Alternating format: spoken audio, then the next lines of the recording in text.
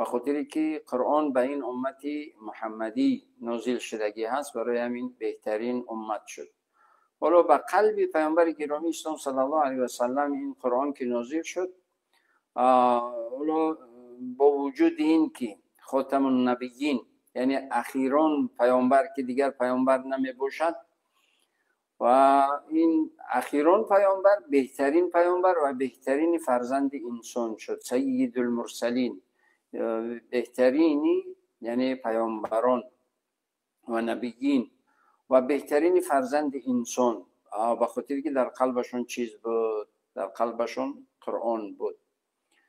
حالا گذشته از این قرآن در ماه مبارک رمضان نازل شد. در ماه مبارک رمضان که نازل شد، حالا ببینید اگر هر نیکی در بیرون ماه مبارک رمضان از 1 تا 10 اجر داشته باشد، در ماه مبارک رمضان یعنی از 10 تا 700 اجر، چند صد برابر زیاد نسبت دیگر ماها هر عبادت هر نیکی اجر دارد. حالا هر نافله برابر فرض یعنی اجر عظیم دارد و هر فرض برابر 70 فرض. شما فرضاً برای مثال اگر پیشین خوندید، فرض پیشین، سنت های پیشین خوندید، به مانند این که فرض ها خوندید.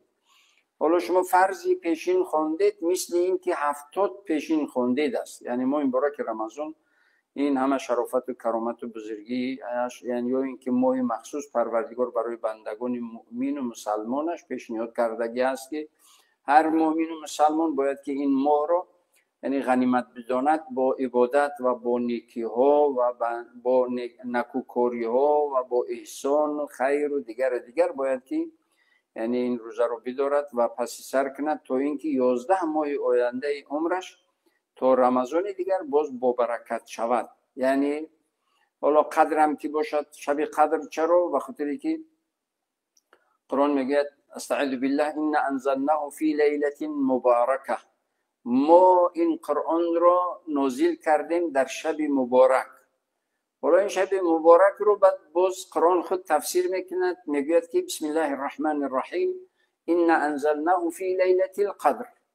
حالا این شب مبارک کدام شب بوده است؟ این شب قدر بوده است. اون شب مبارک شب قدر. حالا پروردگار خود میگوید که یک شب قدر، عبادت یک شب قدر برابر یعنی بالاتر، برتر و بهتر از 1000 ماه است. 1000 ماه را اگر بشماریم، 1000 ماه قریب 83 سال و 4 ماه می شود. 1000 ماه 83 سال و 4